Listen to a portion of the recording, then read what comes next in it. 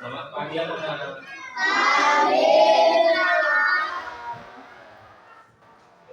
Sebelum memulai aktivitas kita hari ini, sebaiknya kita berdoa dulu ya. Ketua kelasnya, Mas Alfian, kita siapkan nanti untuk Mas Yosa.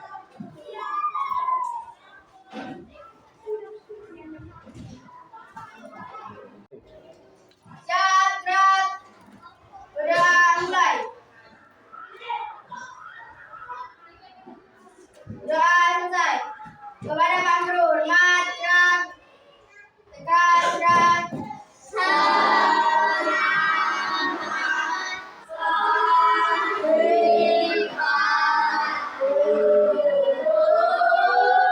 Selamat pagi anak-anak. Apa kabar hari ini? Ada yang nggak masuk? Jadi hari ini sehat semua ya? Sehat semua. Udah sarapan belum tadi? Kenapa kok Pak Guru tanya tentang sarapan? Karena hari ini kita akan mempelajari tentang sistem pencernaan pada manusia. Jadi kemana larinya makanan kita setelah kita makan. Nanti kita jelaskan lebih lanjut. Nah, sebelumnya udah ada yang tahu organ-organ pencernaan pada manusia itu apa aja? Siapa yang tahu? Boleh tunjuk jari. Nah, Mas Bayu? mulut, kerongkongan, lambung, usus halus, usus besar, anus. Ya, benar sekali. Itu mulai dari mulut, kerongkongan, lambung, terus ke usus halus, usus besar, dan terakhir ke anus. Itu adalah organ-organ pada pencernaan manusia. Nah, nanti kita jelaskan lebih detail dengan patung yang ada di depan ini ya. Nanti ada gambarnya yang lebih detail. Nah, sekarang sebelum mau coba jelaskan tentang beberapa fungsi organ pencernaan pada manusia tersebut. Nah, kita mulai dari mulut. Mulut itu adalah organ pencerna pertama pada manusia. Jadi makanan itu masuk ke mulut, terus dikunyah. Nah, sistem pengunyahan itu dinamakan dengan sistem mekanik. Nah, kenapa mekanik? Mekanik itu kayak mesin giling. Nah, jadi kayak penggilingan makanan itu dibantu dengan gigi dan ada yang namanya kelenjar ludah. Kelenjar ludah itu membantu melumat makanan itu. Nah, setelah sekiranya halus, makanan itu masuk ke kerongkongan. Nanti kerongkongan itu adalah jalur antara mulut menuju ke lambung. Ya. Jadi di kerongkongan itu juga terjadi sistem mekanik juga, karena pada kerongkongan dibantu dengan otot-otot yang ada pada kerongkongan, dinamakan gerak otot peristaltik. Ya. Jadi kalau kita menelan itu yang bekerja adalah otot-otot yang ada pada kerongkongan. Nah, setelah dari kerongkongan masuk ke lambung. Nah, di dalam lambung itu adalah proses pencernaan makanan. Jadi makanan yang sudah masuk ke mulut, ke kerongkongan, dan masuk ke lambung itu diproses pencernaannya diproses di lambung. Nah, pada lambung dibantu dengan enzim. Makanya pada lambung tersebut terjadi proses kimiawi karena dibantu dengan enzim. Itu ada beberapa enzim ya. Terus setelah dari lambung masuk ke usus halus. Usus halus itu adalah tempat penyerapan makanan. Nah, pada usus halus tersebut juga terjadi proses kimiawi karena di sana juga dibantu dengan enzim-enzim yang ada pada tubuh. Usus halus itu adalah usus yang paling panjang ya, karena di situ nanti ada bagian-bagian, ada usus 12 jam, ada usus apa namanya, usus yang itu jadi paling panjang ya. Nah, setelah penyerapan di usus halus masuk ke usus besar. Jadi zat-zat makanan yang tidak bisa diserap oleh usus halus itu masuk ke usus besar. Jadi usus besar itu menampung sisa-sisa yang tidak bisa diserap di usus halus. Nah, di usus besar itu sama terjadi proses kimiawi. Nah, jadi sisa-sisa makanan yang tidak bisa diserap tubuh diolah di usus besar, kemudian masuk ke anus. Anus itu adalah tempat terakhir atau istilahnya tempat pembuangan sampah di lingkungan ya.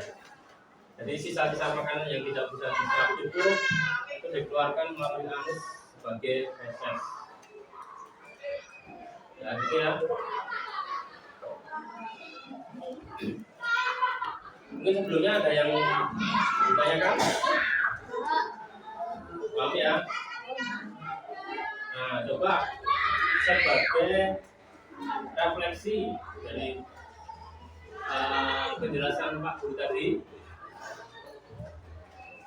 coba ada yang tahu untuk fungsi mulut? Ya, Mas Alfian. Mempunyai makanan dibuat dengan gigit dan kelenjar lidah dengan proses mekanik. Ya, tepat sekali. Ya, jadi terjadi proses mekanik untuk pengunyah makanan di mulut ya. Terus kerongkongan siapa? Ya, Mbak Aisyah.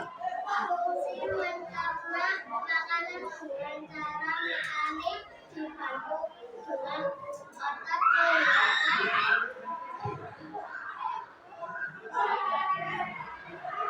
Dengan apa?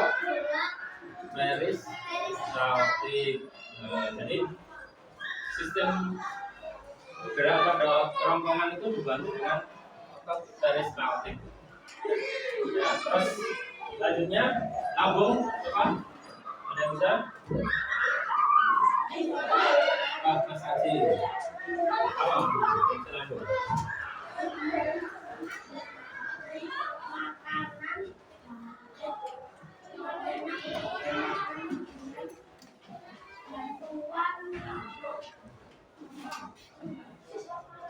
Bantuan enzim. Jadi di lambung terjadi pencernaan makanan ya, makanan itu yang masuk ke mulut itu dibantu dengan enzim terjadi di lambung. Terus kemudian usus halus ya Mbak Bunda. Fungsi tentang penyerapan cairan. Nah, itu tadi ya, di usus halus terjadi proses penyerapan zat-zat makanan atau sari-sari makanan yang dibutuhkan oleh tubuh diserap melalui usus halus itu. Terus usus besar, nah, Bayu. Mencerna makanan yang tidak bisa dicerna oleh usus halus dan dibuang ke anus sebagai feses. Ya, di usus besar fungsinya adalah untuk mencerna makanan yang tidak bisa dicerna atau diserap oleh usus halus. Jadi yang tidak bisa diserap usus halus masuk ke usus besar. Terus yang terakhir, anus coba. Nah, Mas Rawan. Terakhir untuk membuang sisa kotoran makanan sebagai feses. Ya, tepat sekali. Jadi anus adalah tempat untuk membuang kotoran. Jadi sisa-sisa makanan dibuang sebagai feses. Nah, sebelum dikeluarkan itu ada tempat yang namanya penampungan pada anus, namanya rektum. Ya, jadi itu ya. Jadi kita sudah paham ya. Nah, sebagai refleksi dari pembelajaran kita hari ini, Pak Guru akan membagikan APD ya, APD atau lembar kerja APD. Pak Guru mau tahu nanti coba kalian kerjakan, terus nanti kalau udah selesai bisa dikumpulkan ya. Nah, kalau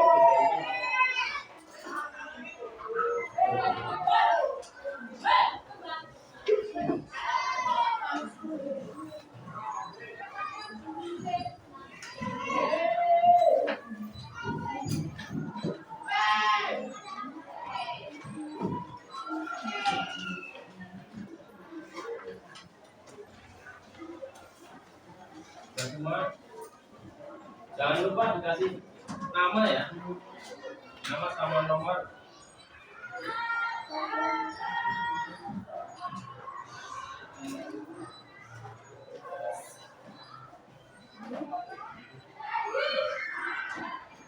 Ya, belum.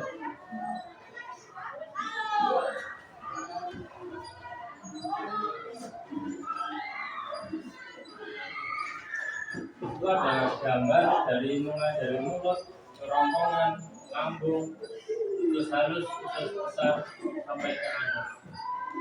Nah, silakan tulis nama organnya dan fungsinya.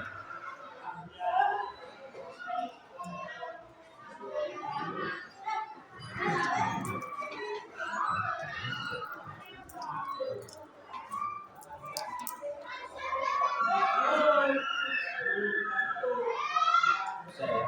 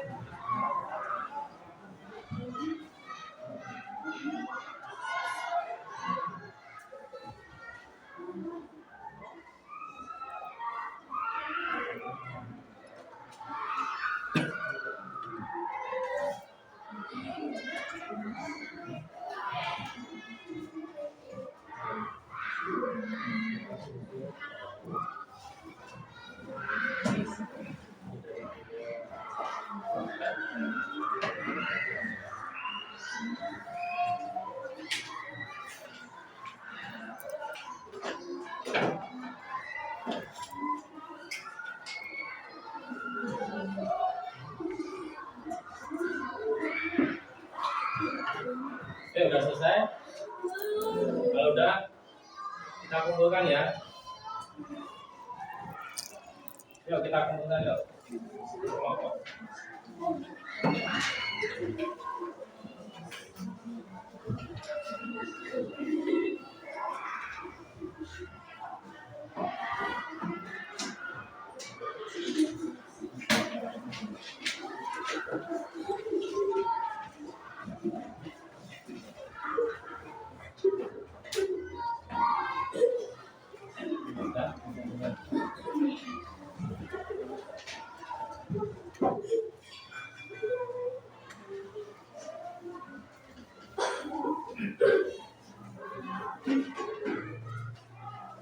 Ya, terima kasih. Ini lembar kerjanya sudah ditentukan semua ya. Jadi kita review sebentar untuk pembelajaran hari ini. Jadi sistem pencernaan manusia itu terdiri dari mulut, kerongkongan sampai ke anus ya. Jadi sudah jelas semua, sudah dijelaskan. Mungkin sekian dulu pembelajaran IPAS kita hari ini. Ya, terima kasih. Kita akhiri pembelajaran kita hari ini. Setelah itu kita lanjutkan ke pelajaran selanjutnya. Assalamualaikum warahmatullahi wabarakatuh.